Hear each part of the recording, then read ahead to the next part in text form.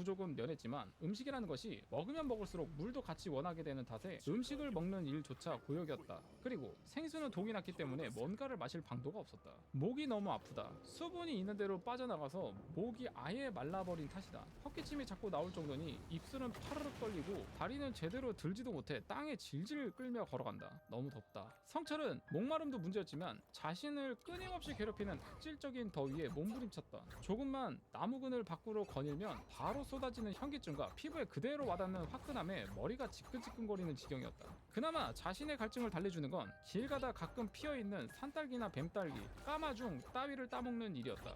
그런 와중에 성철은 잠시 자리에 서서 귀를 기울인다. 쪼르르르 하는 작은 물소리가 들려오기 때문이다. 성철은 기운을 짜내어 성큼성큼 길이 아닌 풀숲을 헤쳐서 소리를 따라갔다. 그리고 그곳에는 정말 가늘게 흐르지만 맑은 약수가 흐르고 있었다. 산을 타고 내려오는 약수가 경사진 곳에서 내는 낙수 소리가 없었더라면 이 잔잔하고 적게 흐르는 약수를 찾아낼 수 없었을 것이라 성철은 주위를 둘러보고 물 속도 들여다보며 마셔도 되는 깨끗한 물인지 판별한 다음 고개를 쳐박고 물을 마시기 이르렀다. 다소 갈증을 해소한 다음 손을 씻고 깨끗해진 손으로 물을 떠서 다시 마신다. 그리고 비어버린 생수병에 물을 담는다. 그리고 물을 마신 김에 잠시 쉬어가기로 하여 습기를 머금은 돌 무더기 위에 몸을 뉘었다.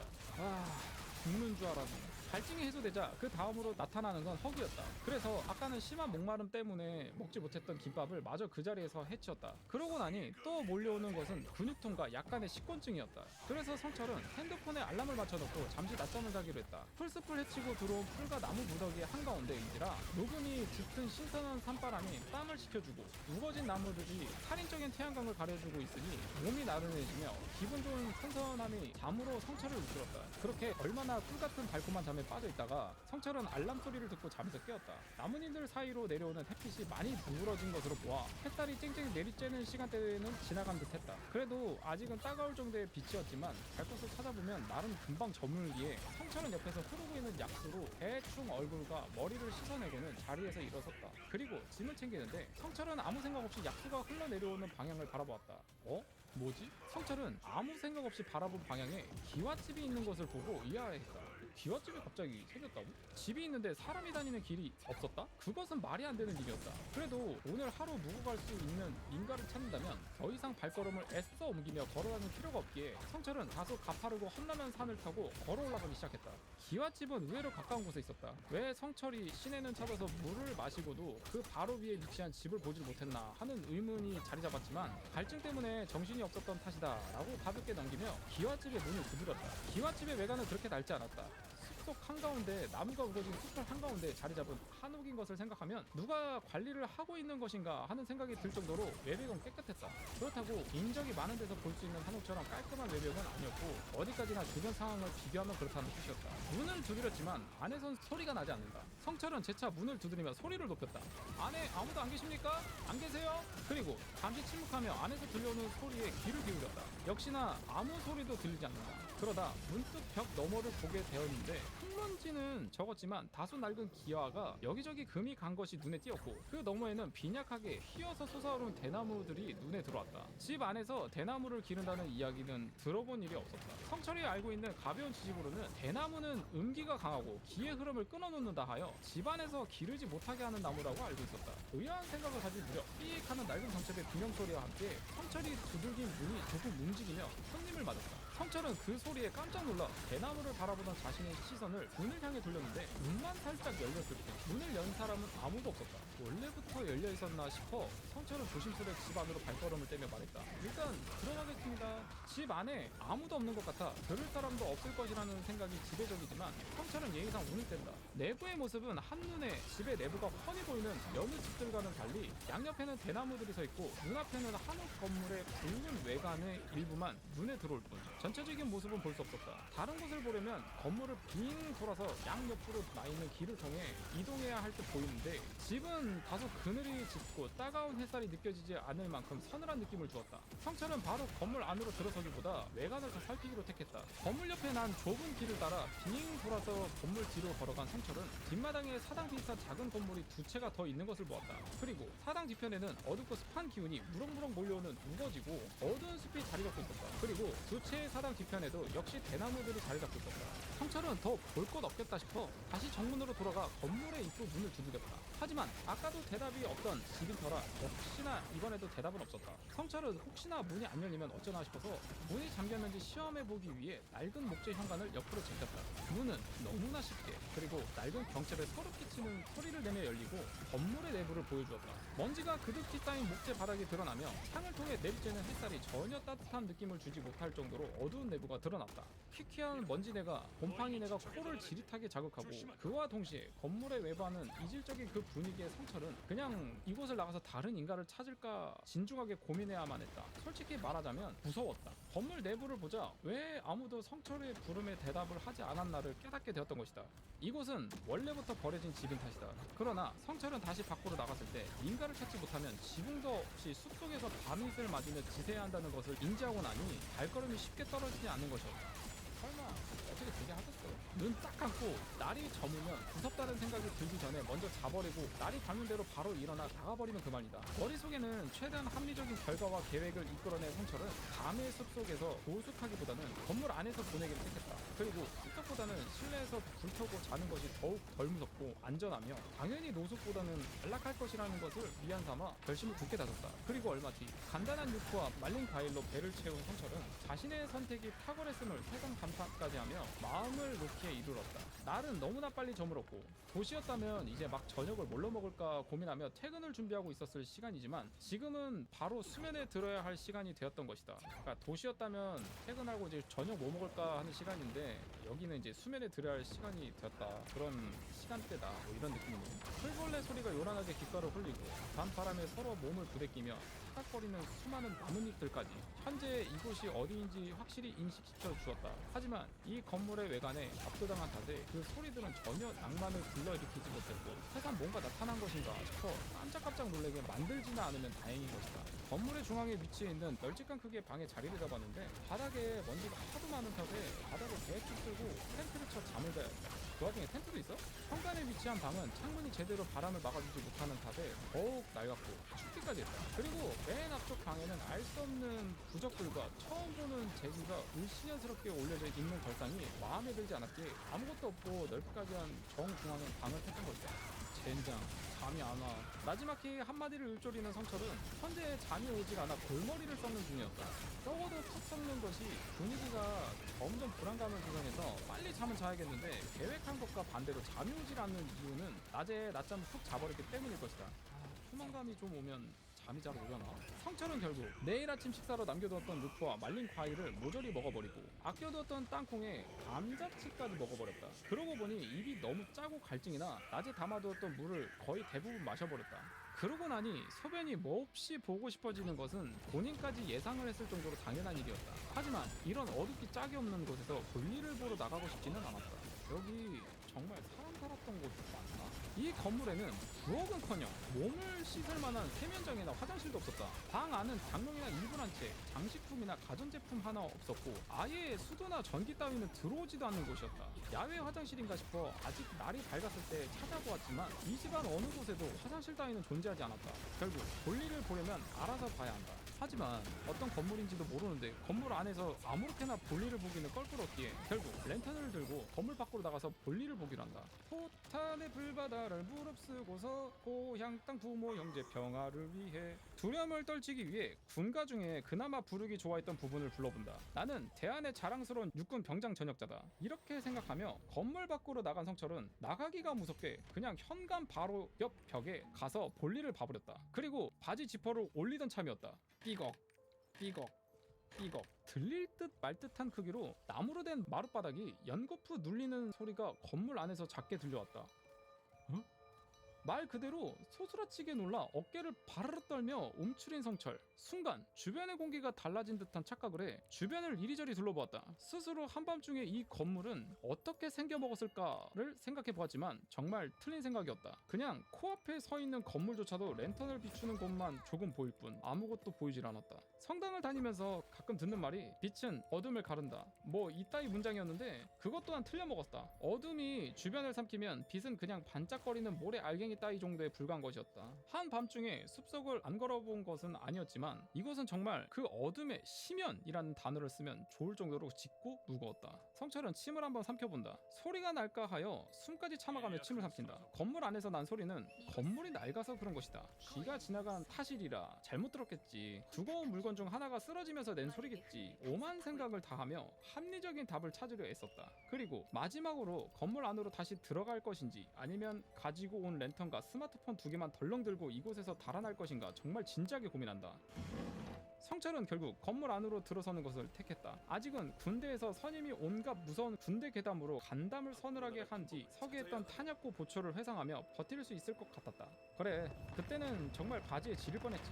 아니, 좀 지렸었던가? 이런 시덥지 않은 생각을 하며 문을 조심스레 열어 제끼고 실내에 다시 들어선 성철. 그 자리에서 발을 뗄 수가 없었다. 건물을 나설 때 성철은 방 안으로 쉽게 들어갈 수 있게끔 캠핑용 랜턴을 방 안에 켜두고 나왔었다. 그런데 현재 건물의 내부는 성철이 들고 있는 랜턴 외에는 아무런 빛이 없었다. 성철은 황급히 랜턴을 바닥으로 향했다. 혹시 누군가 들어와서 방 안에 랜턴을 끈 것이라면 먼저 들켜서 좋을 것이 전혀 없는 것이다. 상대가 어떤 사람인지 전혀 모를 일인 까닭에 조심히 상대가 누구인지 파악하는 것이 먼저이고, 그렇다면 자신이 들고 있는 불빛이 상대의 눈에 띄지 않는 것이 좋기 때문이다. 사실 의심가는 구석이 약간 있기는 했다. 이 큰 건물 뒤편에 작은 건물 두 채는 끝내 안에 뭐가 있는지 들어가 보질 않았기 때문에 그곳에 사람이 있었을 수도 있었다. 그리고 밤에만 쓰이는 특이한 건물이라 사람이 밤에 찾아왔을 수도 있었다.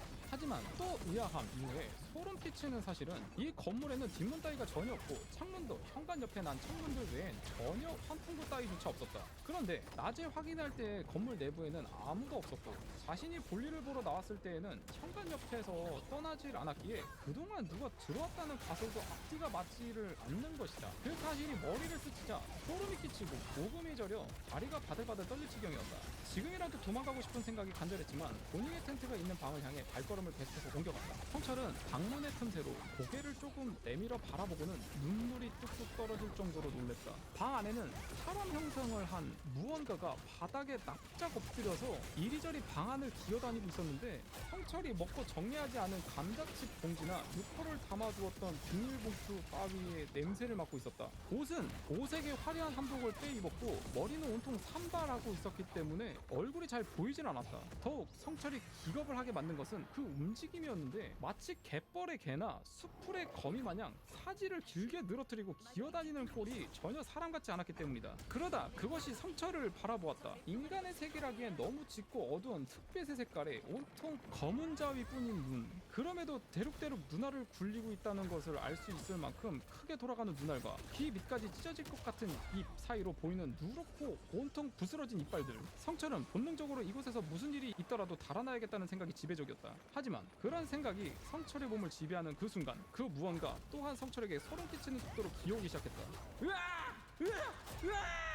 처음에는 오금이 저리고 다리에 힘이 풀린 까닭에 제대로 걷지도 못하고 비틀거리며 도망치다가 그 무언가가 문을 힘껏 열어제끼는 소리가 나자 정신 차리고 맹렬한 속도로 도주하기 시작했다. 두려움을 떨치고 최대한 몸에 힘을 주기 위해 있는 힘껏 고함을 치며 내달리는 성철은 불과 반각의 시간도 채 되지 않아 숲속 한가운데를 있는 힘껏 달리고 있었다. 분명 물을 마셨던 것을 기억한다. 그곳을 기점으로 방향을 잡아 조금만 나아가면 그가 걷던 인도가 나올 것이고 그 길을 따라 달리다 보면 언젠가 인가가 나올 것임을 의심치 않았다. 하지만 그가 물을 마셨던 그 물 흐르던 곳이 나타나질 않았다. 아무리 뛰어내려가도 그런 곳은 나타나질 않았고 끊이질 않는 숲과 나무들 뿐이었다. 뒤를 돌아보고 싶지 않았다. 뒤를 돌아보는 순간 그 소름 끼치는 무언가가 자신을 향해 달려들 것 같았기 때문이다. 바스락대는 요란한 소리가 귓전을 때린다. 성철은 두려움에 온 얼굴을 일그러뜨리고 뒤를 돌아보았다. 이제 그 무언가는 들짐승 마냥 양팔을 있는 대로 휘저으며 달려오고 있었다. 그 흉측한 아가리를 쭉 꺼낸 채 두 눈을 크게 치켜뜨고 달려오고 있었다. 으아! 오지마! 오지마! 오지마! 성철은 다시 한번 기겁해서 더욱 분주히 다리를 놀렸다. 이제는 산을 달려 내려오는 것인지 굴러 내려오는 것인지도 모를 만큼 허겁지겁 내려오는 모양새였다. 그러다 어느 순간 뒤에서 들려오는 소리가 멎었다. 성철은 그래도 속도를 줄이진 않았다. 그냥 다시 한번 뒤를 돌아봤다. 그 무언가는 더 이상 성철을 따라오지 않았다. 뒤에는 아무것도 보이지 않았다. 하지만 그런다고 제자리에 서거나 속도를 줄이고 싶은 생각은 추호도 없었다. 성철은 계속해서 산속을 달려나갔다. 그리고 성철은 얼마 지나지 않아 사람들이 오가는 길가를 찾았다. 성철은 동이 터오는 아침까지 길을 걸었고 그 길은 숲길에서 인도로, 인도에서 차도로 바뀌어 버스 정류장이 있는 시내까지 찾게 되었다. 그 길로 성철은 집으로 귀가했다. 밤새 잠도 못 자고 발을 놀린 탓에 성철은 버스 안에서 쓰러지듯 잠을 자버렸고 밤새 갑자기 내리기 시작하던 이슬비는 어느새 가랑비가 되어 끊임없이 내리고 있었다. 아니 그러게 갑자기 그 집을 왜 가는 거야. 딱 봐도 흉가구만. 성철이 집에 돌아오고 나서도 가랑비는 멎을 줄 몰랐다. 집에 오자마자 침대 위에 몸을 던지고 늘어지게 잠을 잔 성철은 꽤 오래 잔 것 같은데도 계속 내리고 있는 가랑비에 좋지 못한 느낌을 받았다. 성철은 전화를 꺼내들어 친구에게 연락을 했다. 꽤 긴 시간에 통화 연결음이 울렸음에도 친구는 전화를 받지 않았다. 성철은 점점 좋지 않은 느낌을 받았다. 이번에는 어머니께 전화를 드리기로 했다. 이번에는 전화를 받았다. 아 여보세요 엄마? 아 성철이니? 왜? 아냐 나 서울 도착했다고. 그랬구나. 잘 다녀왔니? 어머니의 음성이 다소 세대다. 친절하다. 성철은 마음의 위안을 얻는다. 아 그냥 여행 길게 생각했었는데 이만 쉬고 집에서 보내다가 다시 회사나 나가려고. 그렇구나. 그런데 성철아 지난번에 놓고 간 건 언제 가지러 올 거니? 엄마가 아닙니다. 뭐가 말해 엄마? 아 별건 아니고 네 텐트하고 배낭. 아씨. 성철은 숨이 턱 막히는 듯한 느낌을 받았다. 무섭고 소름 돋는 느낌에 자신이 어디다 전화를 걸었는지 다시 확인했다. 어머니의 전화가 확실했다. 그래서 다시 걸어보기로 했다. 안 받는다. 통화 연결음이 길어질수록 성철은 수렁 속에 몸이 잠기듯 불안감에 휩싸였다. 전화를 끊고 집 밖으로 뛰쳐나갔다. 거리에는 아무도 없었다. 어제 서울로 올라올 때까지만 해도 사람들이 있었다. 사람들이 있었나? 분명 버스 타고 왔는데 운전기사가 어떤 사람이었는지, 같이 탄 승객이 어떤 사람들이 있었는지 아무것도 기억이 나질 않는다. 집에 오는 동안 누군가 마주치긴 했었나? 어딜 거쳐서 왔지? 언제 도착했지? 나 집에 오긴 했었나? 생각이 거기까지 미치자 성철은 주변을 다시 둘러보았다. 주변은 아무것도 보이지 않는 칠흑 같은 암흑과 적막한 뿐인 한옥집의 안. 자신의 텐트가 아무렇게나 내팽개쳐져 가장자리에 뒹굴고 있던 방 아니었다. 응? 뭐야? 사지를 전혀 움직이지 못하고 머리가 쭉 펴지는 소름과 마주하고 있던 성철의 등 뒤에서 누군가 목소리를 질렀다. 성철은 짐승같이 비명을 지르며 뒤를 돌아보고 다시 한번 밖으로 뛰쳐나가는데 성철의 등 뒤에는 그때 따돌린 줄 알았던 그 괴물이 고개를 연신 빙글빙글 돌려대며 서 있었다. 고개가 계속 돌아가면서 혓바닥은 모가지 아래까지 늘어지고 몸은 좌우로 심하게 흔들리고 있었다.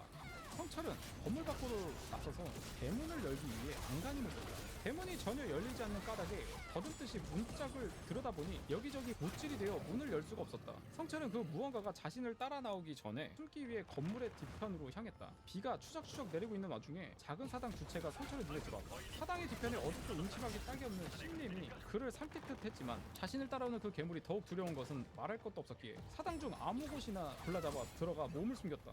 사당 내부는 조금 큰 나무 불상이 모셔져 있는 단상과 언제 받쳐졌는지 모를 재기 위에 말라 비틀어진 과일 쪼가리들이 있었고, 불상의 뒤편에는 괴약하게 생긴 나한들이 힘껏 전방을 노려보고 있었다. 성철은 급히 불상의 아래로 몸을 숨겼다. 얼마나 시간이 지났습니까? 문 밖에서 다소 이질적인 소리가 들렸다. 덜그럭. 나무 그릇을 긁는 것 같기도 하고 주사위 몇 개 굴리는 듯한 소리 같기도 했는데 아무래도 뼈가 이리저리 움직이며 내는 소리 같았다. 성철은 힘껏 머리를 감싸 안고 몸을 움켜쥐었다. 우리 같이 놀지 않을래? 웬 노파가 어린아이를 흉내내는 것 같은 새된 새소리였다. 같이 놀자. 같이 놀자. 같이 놀자. 같이 놀자. 같이 놀자. 말이 거듭될수록 덜그럭거리는 소리도 심해진다. 더 이상 풀벌레 소리 따위는 들려오지 않는다. 귀를 틀어막고 있어도 들려오는 이 소름 끼치는 소리들은 정말 이러다 미쳐버리는 것이 편할 것 같다는 생각마저 들게 되었다. 덜컹. 성철의 숨은 사당의 문에 한 차례 흔들렸다. 덜컹. 목매달아 나은 것 같은 불쾌하고 소름 끼치는 소리가 계속해서 들려왔다. 덜그럭거리는 소리는 이제 우드득거리는 격한 소리로 바뀌었고 문을 잡아 뜯을 것 같이 그 무언가는 세차게 문을 두드렸다. 정신이 온통 혼미해지는 가운데 성철이 마지막으로 본 것은 작게 흔들리는 자신 위에 놓인 나무 불상이었다. 정신을 잃은 성철이 깨어난 것은 꽤 시간이 지난 뒤였다. 그가 깨어난 것은 정신을 잃은 그 끔찍한 집의 사당 바닥 따위가 아니라 전기도 들어오는 일반 가정집의 이불이었고, 성철은 금세 안도야 펑펑 울음을 터뜨렸다. 엄마. 그러게 사내 자식이 질질 짤 짓을 왜 하고 앉았어? 이거 어디야 도대체? 꿈을 꾸는 거야? 아니면 현실로 돌아온 거? 어떤 노파가 상처를 꾸짖으며 방에 들어서는데 머리는 가지런히 정리해 비녀를 꽂았고 약간 밝은 옷색의 저고리는 다소 낡아 목풀이 일어나고 있었지만 관리를 잘 하는지 상태만큼은 가지런히 각이 살아있었다. 묘한 인상을 주는 그 노파는 성철의 앞에 간단히 차려진 밥상을 놓아주었다. 그거 다 먹으면 정리하지 말고 그냥 바로 옆방으로 들어오니라. 노파는 그 말과 동시에 방을 나갔는데 성철은 갑작스레 나타난 노파에게 깜짝 놀랐지만 이내 일반적인 사람이라는 것을 깨닫고 더욱 안심하기에 이르렀다. 달콤한 수면 끝에 주어진 꿀맛 같은 식사라 더 즐기고 싶었지만 사람 옆에 머무는 것이 더욱 안심이 되기에 성철은 급히 식사를 해결하고 옆방으로 나섰다. 그 방에 인자한 보살들과 무시무시한 나안들이 한데 그려진 벽화 앞에 금색의 큰 불상이 자리 잡고 있었고 그 앞에 노파가 앉아 있었다. 노파는 대뜸 성철이 앉기도 전에 물어왔다. 네가 본 게 무당 옷을 입고 있더냐? 예? 무당 옷을 입고 있었냐고? 네가 본 것이. 성철은 기억하기도 싫은 그 끔찍한 순간들을 천천히 더듬어 자기가 보았던 것을 설명했다. 옷의 종류를 몰랐기에 본 것대로 설명했고 생김새나 움직임 또는 그것이 내던 소리까지 설명했다. 그리고 그 이야기를 듣는 노파의 얼굴은 점점 일그러졌다. 그러게 허락도 없이 남의 집에는 왜 들어가 이놈아? 아니 아무리 불러도 아무도 대답이 없더란 말입니다. 그리고 당장 말이 저문에서 노숙할 탐이도 됐고 이 망할 놈아, 그 집은 사람 살려고 지어놓은 집이 아니란 말이야. 노파는 등 뒤에서 낡은 책 하나를 꺼내어 성철의 앞에 놓았다. 작은 나무 문패로 표시해둔 부분을 펼쳤는데 그곳엔 항아리 하나와 잘려나간 사람의 손목이 같이 그려진 기분 나쁜 붓그림이 그려져 있었다. 옛날에는 말이다, 대먹지 못한 무당들이 종종 말 잘 듣는 귀신을 만들기 위해서 어린아이들을 납치하기도 했다. 그리고 그 납치한 아이들을 항아리에 넣고 있는 대로 숨겨 바다 직전까지 몰아넣은 뒤에 눈앞에 맛있는 음식을 놓아주는 거야. 그럼 이제 막 죽을 판인 아이가 온 힘을 다해 음식을 향해 손을 뻗는데 그때 그 아이의 손목을 잘라 따로 보관하고 아이는 항아리 속에 죽여서 묵히는 게야. 그러면 태어나는 것이 태탄이라는 것이다. 한숨을 푹 쉰 노파는 유기주전자에서